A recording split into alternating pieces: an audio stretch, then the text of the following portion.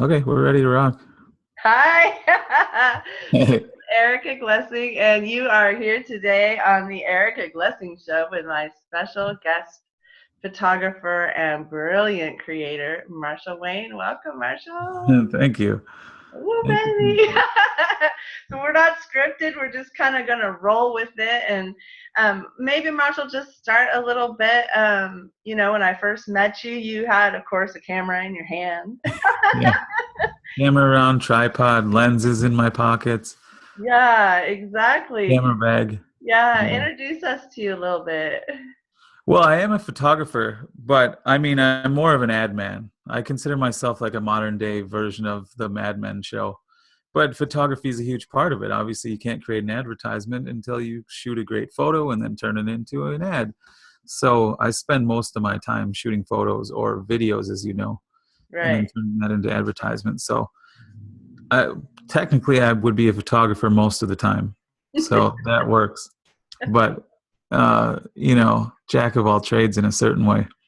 Yeah, one of the things, one of the reasons I brought Marshall here today is he is, he might even get a little fleshed here, but he's a magical creator. So he does stuff like magic. Like he sits there, he'll think about like, could I be this or could I morph into that and could I change into this?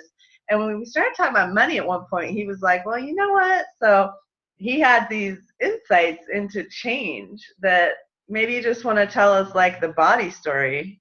Well, p- did I show you the one where the guy was on the beach and then I just put my head on his body? I think so. Okay. It's embarrassing. That was embarrassing to show. But in my private life, those things are important because in a certain sense, that looked indistinguishable from myself in my 20s with my head on the body, but it looked exact opposite of my body like 6 months ago. So it's embarrassing to put that out because I mean Yeah, it's a you're little like, childish and ridiculous, right. but we need that childlike fascination sometimes to inspire us to get to where we want to be, to dream big, even though in the moment it seems kind of ridiculous. Exactly. Every big dream is ridiculous until you reach the goal. And then it seems kind of, well, of course I could do that. But they're all ridiculous until we achieve the goal. But When I moved into my new house, I swear to gosh, like I never lived in a house this big. I'm in like this three full baths, two oh, stories. I got I room love it. forever. And I'm in the middle of the Silicon Valley where it's like $1 million a square inch, right? I was And going to I'm like, say, I never thought. And then now I'm here. I'm like, all right, cool. It's like, it's so comfortable and I'm on a beautiful street. It's funny because, that could have been something I felt was so unattainable. But for me, yeah. there's this thing inside me when I demand something and it's like, I don't even know how to put it into words. It like shifts everything, you I know? know, I agree. You set an intention. If it's a true intention, it seems like the universe sort of works in your favor.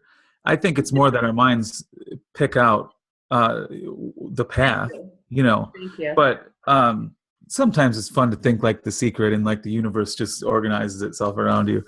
That's such a crazy notion, but Right. And so you're it's building this killer business. You're building these killer programs for people where they can just give you X amount of money and receive like huge advertising campaigns. And you're yeah. exactly sitting on your butt. No, no, I don't really have a social life so much. I like what I do so much that I guess I mean I guess I'm social enough. I mean I have to go to these events. I travel, so the social life works into business, I suppose. But I don't really socialize outside of that, I guess.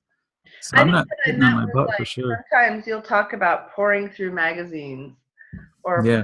like tell us a little bit about the behind the scenes of you building your beautiful campaigns for people. Well, what can happen is, especially living in Hollywood, you see, as you know, with that Emmy behind you, you see all these amazing campaigns for TV shows, right? That's your background, correct? Correct. Yeah. And so, I mean, I see all these promos and go, I want to look like that character on that billboard. And then I run back home to shoot. I dress the appropriate part, or I'll go to like a thrift store and get a piece of clothing I need.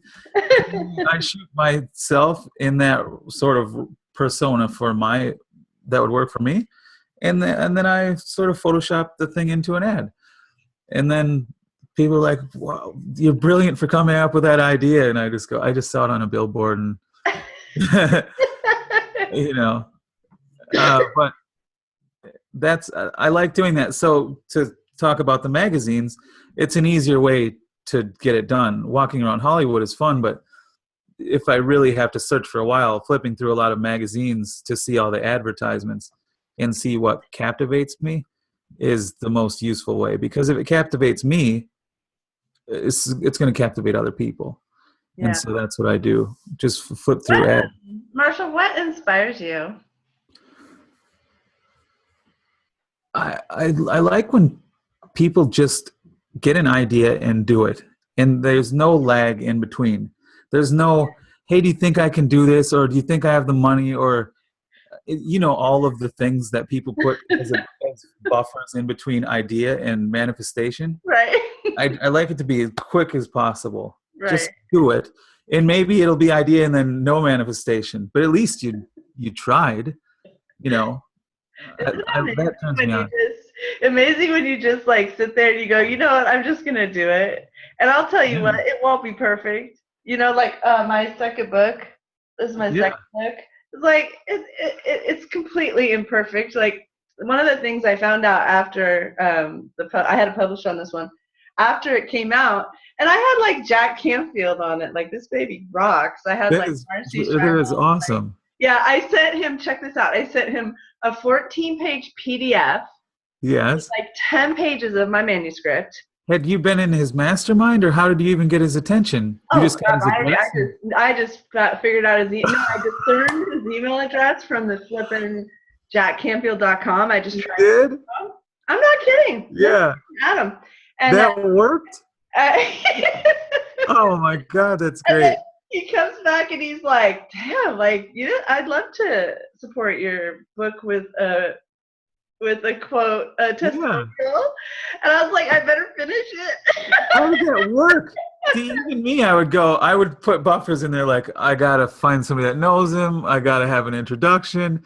I would have put BS in between. And I got to tell you what, the PDF I sent him was like one of those ugly, like, it was like a go into publisher and click make me a PDF. Yes. And the cover was like like this 1960s green, like little squares, and so it wasn't like a book. Yeah. It was like, here's a manuscript. Would you like to give me a testimonial? Oh my goodness. And so, but what I was going to say about this book that I did that I didn't realize till later is the white fully bleeds on Amazon. Oh, it does. It looks horrible. In fact, now that I'm my own publisher, I'm gonna have that puppy redone. Yeah. So now look at this on Amazon, right? Gorgeous, right? Yeah, it's beautiful. Gorgeous, right? Yeah. So, I mean, I've completely changed now, but in the beginning, I would just make these mistakes. But the fun thing is nobody ever says when they're reading that book at funerals, helping people feel happiness. Sure. They never say, "Oh, Erica." It's only my own critical mind that messes. Yeah, Eric, the white bleeds. Thank you for this great insight, but the cover, what the? Like everyone in the world loves your book, Erica. You have 50,000 fans, and you're all tripped out about the cover. I do the same thing. That's all my brain works. It's a legitimate human concern. It's just what we do. It's how my next covers, which you can see a couple of them in the background, you'll notice none of them bleed. Well, I can tell. And they're much more dynamic. So perhaps if you wouldn't have let that one go out into the world, you wouldn't have sort of overcorrected then. Because now I can tell you way overcorrected on these look so beautiful. And Truth. You won either way. I have to tell everybody, when I invited Marshall today, we basically set the intention that if you're struggling with your finances and you're sitting there in poverty, we're going to give you a couple tools, a couple ways of just like digging into this thing and just changing your life. And one of the things I love about Marshall is he just said, he gets an idea and he does it. Yeah, so most of the time. Sometimes There are a few things when you just said that, or when I gave that little spiel about making idea and manifestation as close as possible, it immediately made me think of like a half dozen things that I've been putting off. So Yeah. maybe I need to That's called think mind about those. effing. I'm really Yeah. torn about if I should use the F word on my show or not. So every once in a while Oh, it creeps so you in. know you're just using effing right now as a buffer. uh, I get it. So In my market, I would be fine with it. yeah, Um, exactly. but I don't. You know how some people will swear intentionally to seem raw and authentic, as if swearing makes you more truthful. Um, for me, it's if it comes out, it comes out. But, it's got to be. It's one of those. As I'm talking to a friend, and you just let out an F-bomb. That I'm fine with, and nobody cares about that because you're just Yeah, being authentic in the moment. true. But I don't care to swear for no reason, like Me just to neither. Me seem neither. cool or raw. Me neither. Too And many then people do again, that. too, like sometimes it fits, and then I don't also want to hold it back. So I'm kind of Yeah, there right now. I let guess it fly. yeah. See what people say. Okay, so I want to go back to this thing where you put your cute face on your 1920, no, your 20-year-old body, and how Yeah. that Well, helps I you mean, it was feel. a different guy. No, That I got was close enough as I could get. it. Um, To a body with cut abs, put it that way. yeah. Yeah. So That's so what is great. it that can do? How does that help us change? How does that help us? Like you work a lot with visual. Yeah. Well, I just think in some respects, the mind can't really tell when you're looking at a photo or a video that's photoshopped or CGI, computer generated video, that it's not you. So you start to think it's you until you look in the mirror and then you realize it's not you. But at least there's a significant part of you that goes, that could be me. And so once you start believing a thing, it becomes much easier, as you know, to achieve whatever your aim is. If you don't believe it, I don't, I'd probably suppose I've never achieved anything I didn't believe I could. I don't know why you'd keep trying because you'd think you're going to fail. Hey, tell me the ATM video. Oh, Tell that was our fun. audience what that is. That's the coolest thing in the world. Yeah, And then I'll so see if I that can was like purely as a joke. That was purely as a joke, not a manifestation thing. I know, but it So was I was in Hawaii, and I got this idea. Like, I wonder if I could go to the ATM. I was on a run, right? But I had my check card on me. I thought, wonder if I could go into this hotel, go to the ATM, and then film it, and then see if I could make it look as if I had $3 million instead of whatever, like thousands. 45 cents. No. I had like 3 zeros less than what it was, or 4 zeros. I don't know. You get it. Yeah. Yeah, you get the idea. So all I did is I just changed the numbers around, and it looks indistinguishable from reality. And I did it as a joke to send to a buddy, and then he goes, "What the hell?" And then he sent it around to other friends, and friends were like, "What? You've been holding out on us." And so it became a Oh yeah, thing. they're like, Marshall, you didn't tell us this. Yeah, they're like, "No wonder you're in Hawaii for 2 weeks. Probably never coming back." And so it was a joke, but then sometimes jokes, if they catch on, they sort of give you an idea like, that's actually not a bad idea. So I put like 3,400,000 some $1,000 on there. But if I put like, I wanted to increase my account by like 60 grand next month, 65,000 some odd dollars, that would be a legitimate thing in my world. Like that's a believable goal.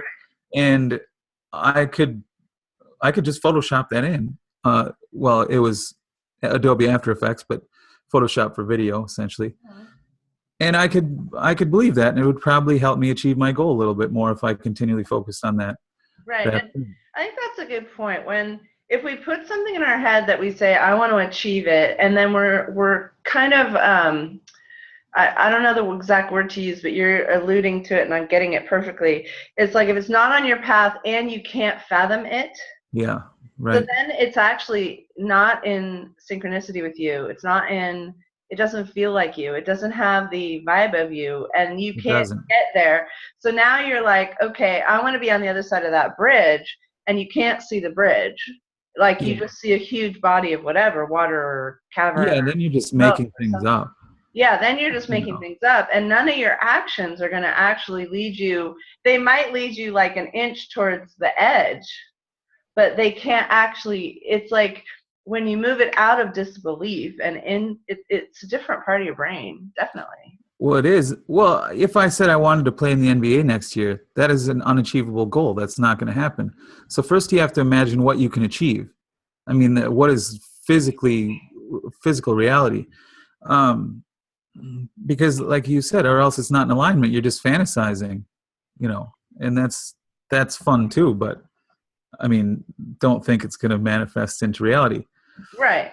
Um, And also you can mess yourself up with the amount of time. Like when I asked my publishing company in 2014, I said, okay, what would be great for 2015? It was November. And it said, I want all your authors to be #1 best-selling authors. mhm. And I mean, my head went, what?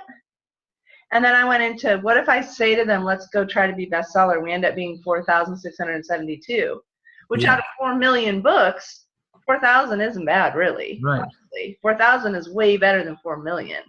You know, at the time, I just went into all this doubt and disbelief. But I have to tell you, I was able to achieve it. And I'm trying to think of what I did. I think actually, I just poured myself into every piece of data I could find that would turn that and turn it and turn it and turn it. And then I got 100 people to help me. And it made a big difference. Getting the 100 people to help, I bet. Yeah, that's not fantasy anymore. And then I did it, and they all got to be best-selling authors, and then they helped all my other authors, and pretty soon I had 120 best-selling, #1 best-selling See, authors. that's amazing. But I really just I just focused on it, and I committed to it 100%. I said, I'm all in. And, the worst that can happen is we don't land #1. Yeah. Sometimes you don't, because sometimes you're up against this one. What's this one? Let me find it. See if I have it. I don't have it in front of me. One of my books this year took about 3 weeks, and that's crazy because normally I hit it in like 3 hours. Yeah. And it took 3 weeks, and I just kept saying, okay, what will it take? What will it take? And I just kept, it had a lot of high-level people in it, and some of them weren't doing anything. Yeah. They were standing there with really nice names. Yeah. Watching right now. Okay, you. I get it though. I've been part of the things day like of your that. bestseller launch was sat there or said I'm busy. Okay, cool. Then it's not going to hit #1. So then Yeah. we had to like start getting with more and more opportunities, and we hit #1 in Canada first. We hit #1 some other places first, and then I switched up the campaign a little bit, and I just kept like massaging it. But I guess by that point it was my 10th or 12th #1, and these are actual real books. Not that it's bad to have a Kindle #1, but these are like actual yummy books that are getting bought and going home with people, and I'm into that. And so, but I think it was a switch of, then once I hit it once, then I was like, you can't stop me. Yeah. Like now that you've hit your weight, like you've done it. You have actual physical memory of what it took to get there in your body changing. Yeah. And really no one can stop you from that, really. Yeah. I mean, it's proof of concept at that point. Truth. I remember the first thing I sold online. I had been an eBay power seller in my college days, but before that, I had to sell one thing, right? I think the thing was for like, and people had to send checks at the time. There's no PayPal. And so I think it was for like $6.95 or something. But Right. getting that check in the mail, which is, essentially zero money, but it made me know that it worked. Wow. Like if I could get $6.95, I could get another one, and then another, and then maybe I could sell a higher end product. Right. Well, let's really hold this up to people, because I remember the first time someone bought one of my MP3 recordings, and it was like a little thing on how do you forgive, and I think it was $9. Yeah. And it was like, I'm selling someone on the other side of the world Yeah. who I've never met. They're in France, and they're sending me $9 to listen to my voice, Yes. say something, whatever the heck had shown up in my mouth, right? Yeah. Like, blah, blah, blah, blah, blah. Okay, cool, I'll pay for that. Like, really? And the crazy thing is, like, it was so easy to make, and it was so easy to post. And then when I was selling it, like, I was helping people forgive each other, so it fulfilled my, nature of me, of Erica, of my purpose on the planet and everything. And it's like, people don't think that's a big deal because it's $9. But it is, because it's that change you talked about. It's that shift. Now I've sold one. Why can't I sell more? Yeah, exactly. And you kind of get a little impressed with yourself. Like, somebody actually wanted my stuff. That's nice. It makes you feel good. I want every light worker. I'm sorry, I'm just going to jump on my little pedestal for a minute right here. Good. If you're a light worker and you're making things and one person buys it, start really tuning into that feeling of that, because now you're getting paid doing what you love. Yes. Don't take it for granted. Like, don't take it, oh, it's only $6.95. Yeah, no, man, I was jumping for joy. That is a separator of certain people. I don't want to say successful and unsuccessful. That's a overly used thing, but I think people who are excited about small things end up getting bigger and bigger things, because they keep, well, I want this thing, and then this thing, and then this thing, and then all of a sudden they're at the top of the ladder because they're happy the whole way. Hey, you spent a lot of time with Mr. Kevin Nations and his wife, Melissa, and they teach a lot about big ticket. Tell me a little bit of a nutshell of the shift into, I'm not going to, if people don't know what that is, that's okay, no big deal. But if those who are listening who are super hungry for that shift into big ticket, tell me a little bit about your observations about that.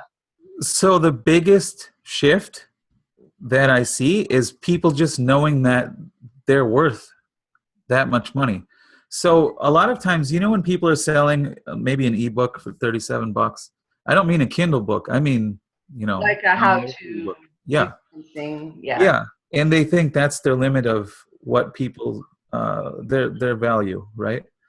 And Kevin just says, no, that is not your value. Let's repackage this whole thing. Turn it into a 9-week course or a 6-month course or a 3-day retreat, and charge $5,000 for it, or whatever the price may be, $3,000 or. He likes that number though. Yeah. $5,000 is a good number, it seems like.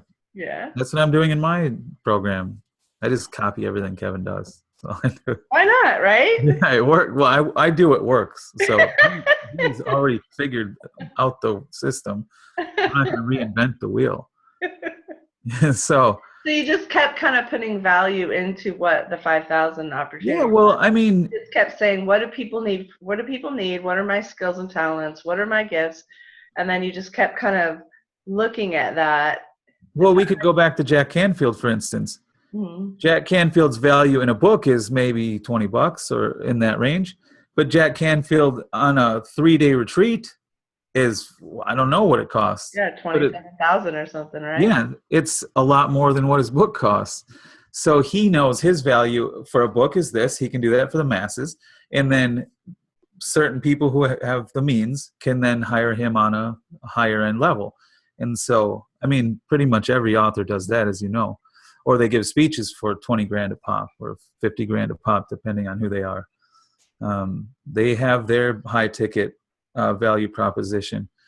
And that's really what Kevin is teaching on this independent level, that you're more valuable than what you think you are.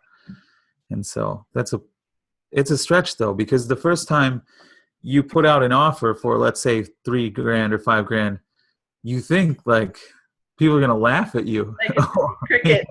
Or go, like, what? Are you crazy? I put out that offer and now I'm sitting here and like I'm waiting for the phone to ring. Yes, I know. Or when somebody's messaging you and says, hey, I'm inquiring about your offer or whatever, and then you finally tell them the investment and they're like, oh my, there's that silence of shock.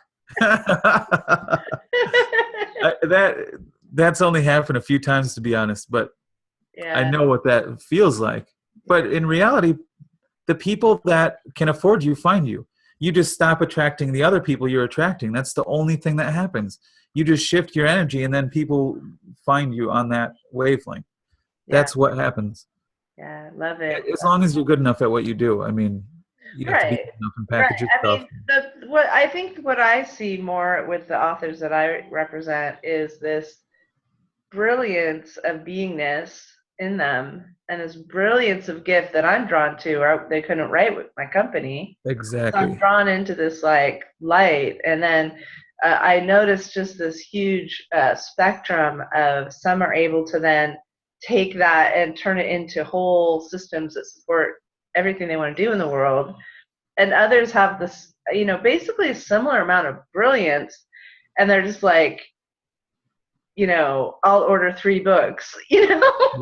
like the other Right. ones are like, send me 100. I got 5 things set up. I'm going to do this and this, and we're Yeah, all set. And here's a grant. You know what I mean? I do. The other ones, I'm just seeing this lack of ability to know their brilliance. I don't know. Yeah, that is true. It's absolutely true. And it's not just lack of confidence. Sometimes if a person doesn't have the system in place to know how they'll sell, that's a legitimate concern. Right. So, Right. I mean, not everybody's a salesman or a marketer or, an ad person. So those are legitimate concerns. Like, how do I sell this thing? I've never done an ad. Well, I shouldn't say never. I mean, everything is an ad, really. I've occasionally done ads, not with any degree of success, so I'm going to hang out around you a little bit more and see what happens. No, you can just copy what I do. I have that figured out. That's my domain. Gosh, how fun. Yeah, go see what they're doing over there at the other big publishing houses. Yeah, I do that all the time. I'm actually working on a video. I'm emulating a James Patterson promo video. Uh-huh. I love it. He starts it out. Maybe you can link it wherever we put this. He starts it out where he's narrating and he says something to the effect of, I didn't know how to live life until the second time I died, or something like that. Okay. And he goes, but what? Did he have 2 heart attacks, or what happened to him? And then it cuts and goes, that's one of the best openings I've had in a book. And you go, oh, he was reading an opening to one of his books. And so it was such a hook. I thought that's brilliant. It led you in and made you think, I got to read that book. Yeah. So it was such a great ad. And then he talked about the journey of how he thinks of his ideas. But that hook was so brilliant. Wow. I just thought, he couldn't have died. What? That doesn't make sense. Yeah, the opening line of a fiction book is like worth millions. A good one. Yeah, it's huge. So I mean, I perhaps spend more time flipping through the first pages of books than I do magazines, because those little hooks, just like that James Patterson thing, I just I know I incorrectly worded it back, but when you see it, you'll get the gist. They give me so many ideas because the author will spend so much time on that first line. True. That then when I read it and go, oh my goodness, how could I repurpose that sort of concept? Not the exact line, not going to plagiarize, but it gives me a little bit of insight into how I could use the same sort of thing. So tell us what you're up to in the next few months, and if someone wants to hire you, what they would do. Well, the whole thing right now is I'm working on my agency declassified program, which I kind of unofficially title it the Mad Men Experience. Uh-huh. So I want to create a legion of people who, know how to create ads, know how to market themselves well, sort of are at the nexus between celebrity and entrepreneurship. I love that little realm right there. I kind of position myself. I know you do, don't right you? You're sitting there in the celebrity center of the world. Yeah, and I get along well there. I didn't think I would. Show up over there in Nevada with the entrepreneur center of the world. I know, it's great. You see ways you can live in Nevada when you're an entrepreneur. Well, I'm considering it. Are you really? Yeah. Well, just do both. Yeah, well, I considered that too. It's that I want a studio, like a decent-sized studio, like in-house where I can have mastermind retreats, right? And in Hollywood, it's just not, it's too expensive. You know what? I said that too, so just maybe you can shift my thinking now. Yeah, just ask yourself, what would it be like if there was some space Yes. in where I live that I could, that, you know, because like when I moved here, I didn't pay a lot more to live here. I just happened to know the people that were, they chose me over anyone else because they know me. And Yes. people don't like to lease spaces sometimes to strangers Oh, for if sure they can not. help it. Then I'd Yeah. much rather go to friend of friend. So you just might want to ask. I mean, Nevada is like really yummy, but then people would have to get there.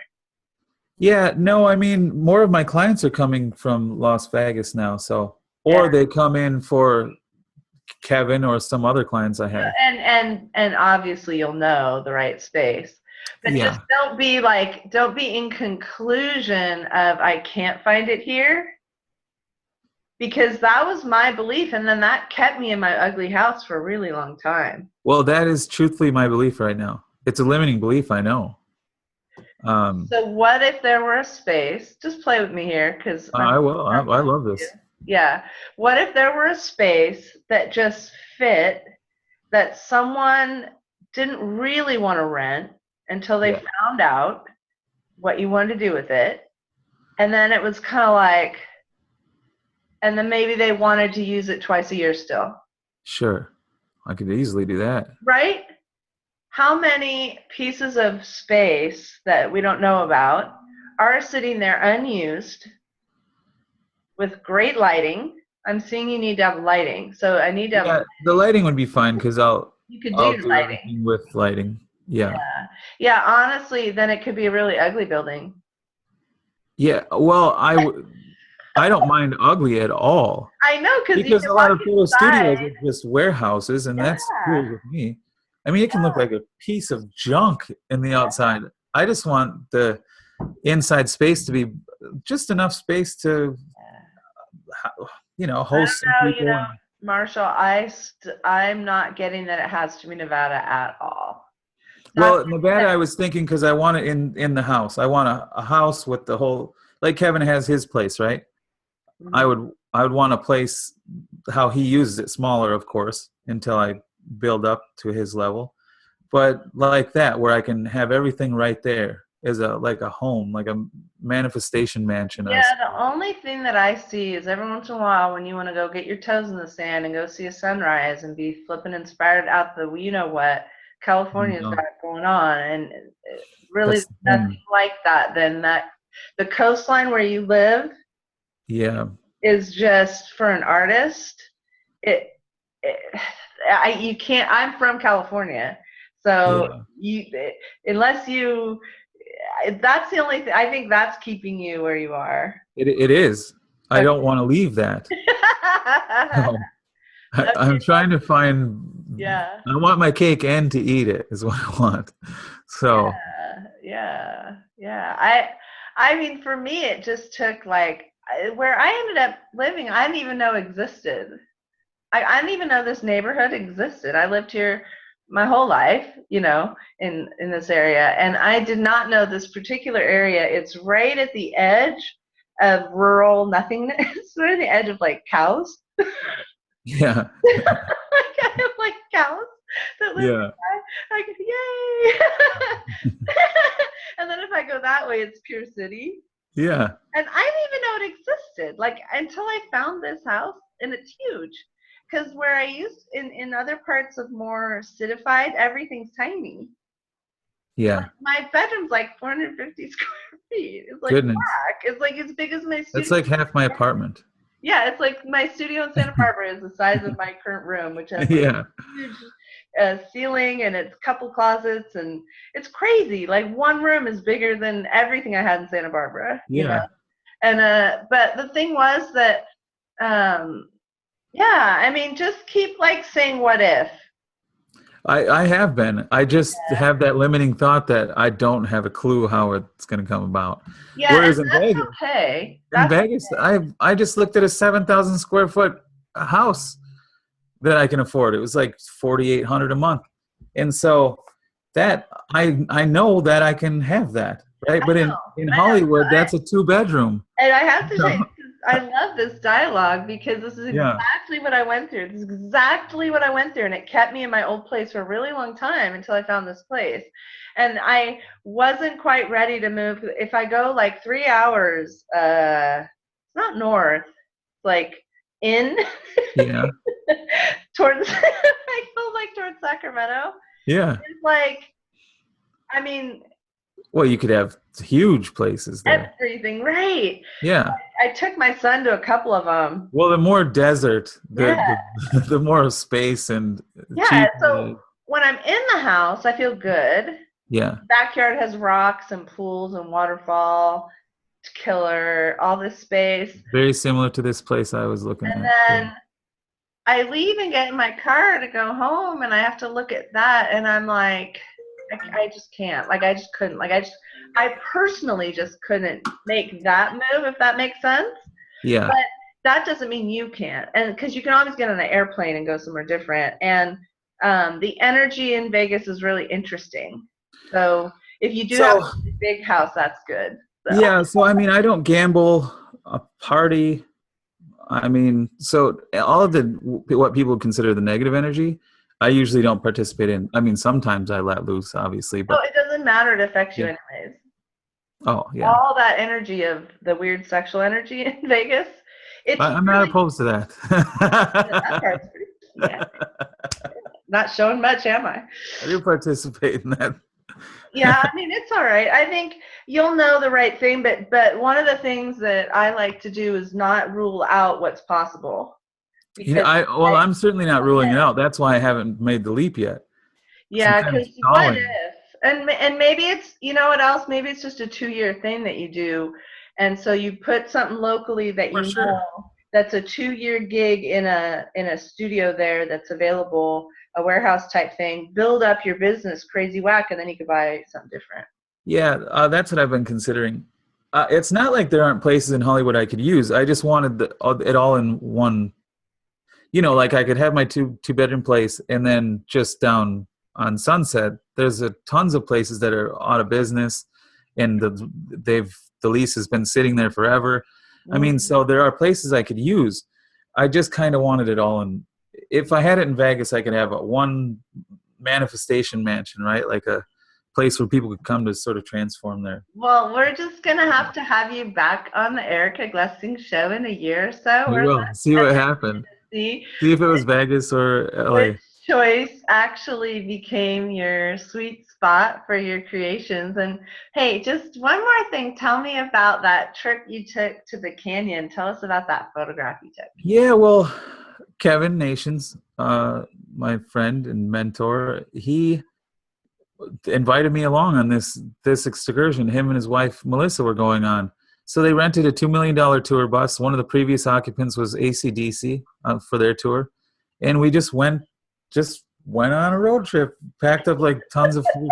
And Melissa, cooks so well and always has these great whole food recipes, and so it was like a dream trip. Yeah, I was just a guest. Like it was just perfect anyway. And we thought we would just see if we could capture the sort of photos that would otherwise have to be purchased from, real famous photographers, for a lot of money. And so that ghost, that phantom that I had been obsessed with forever is what sort of manifested. I mean, I was willing the universe to make that show up. Wow. Like all my energy was like focused into this point. And after I got it, I was exhausted. You know what it feels like? You're like all your energy is going to like this one Rocky. thing. You're like, yeah. You're like, oh my God, I got it. And I mean, it was so perfect. Yeah. And so that was the highlight of my trip. The whole trip was amazing, but that's what I was. The photos you took were amazing. Such a contribution to the planet. It was great. So I'm happy I got that anyway. Well, thank you so much for coming, and I'm gonna check in with you in a bit and find out where you ended up. Maybe it will be neither. Who knows? I'm very curious now, because actually, I sort of think in the future you could have Malibu. I would love Malibu. I know. I really could see you in Malibu, and it doesn't have to I be. mean, I love it there.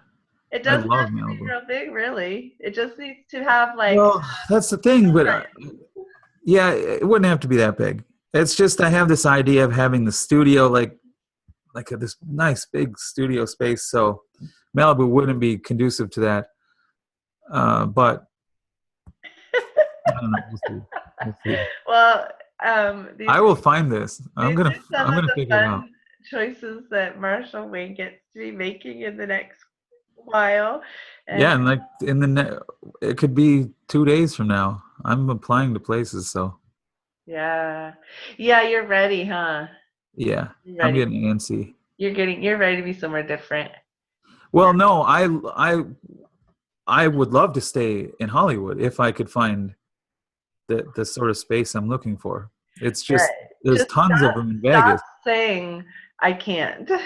At the same time, you're saying you can, because then your brain doesn't know what the hell to do. Yeah, well, it doesn't. I'm just saying I've looked and looked and looked. There's infinite. I mean, every place I look in Vegas is in my budget. It's huge, and I can have people over for mastermind retreats. Like every place, and no place in Hollywood fits that. So when there's every place compared to no place, it's obvious. Right. So what you're arguing to me is the reality of your experience up until today, which now if you change your brain and your neurons today and you change today, if you change today, then what's going to happen for you tomorrow is not going to be the same. So like that's what I'm right? stalling for. Yeah. If I get on the phone with someone tonight and I'm different than I was yesterday, and I can't say, well, I've done that 45 times. I've called people and asked them to give me $3,000, and they've just laughed me all the way to, and they say, I'll give you $22, Actually, I never have those problems, but.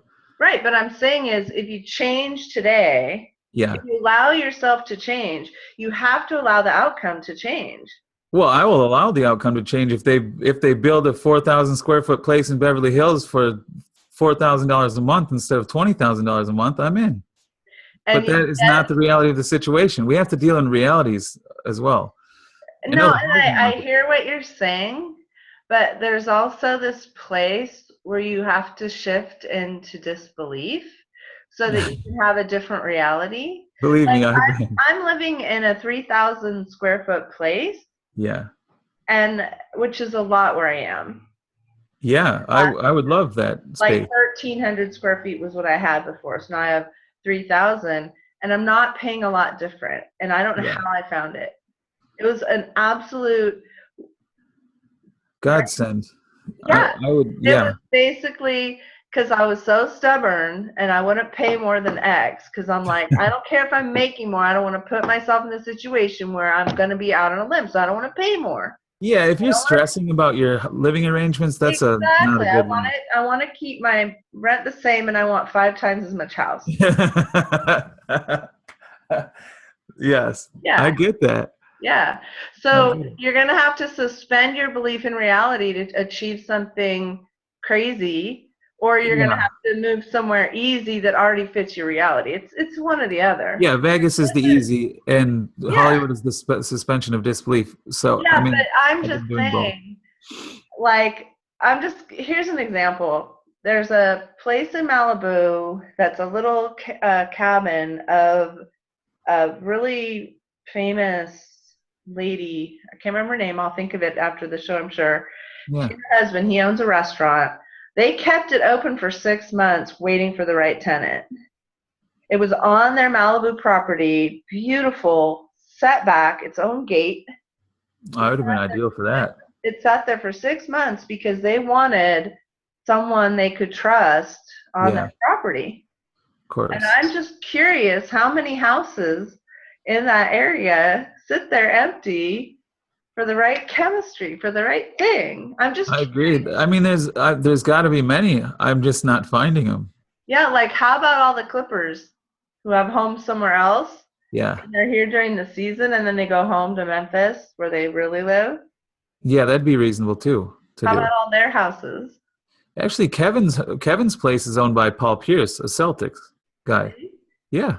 And how No often contact for you. does he actually need to be Oh there? no, he just owns it. He doesn't live there any longer. So Kevin owns it leases it year Well, round. that's right. Yeah. So what kind of opportunities exist that if you just like when I emailed, I'm sure not everyone emails Jack and says, "Hey, can you testimonial my book?" No. Well, I don't know how that came about. That is just fortunate. It wasn't my writing. It was my writing. I'm so divine. Oh, you It's know what else? great.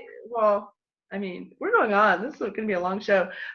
He also, I That's think okay. he liked my 2,000 fans on Facebook because at that time, I think I had more than him You did.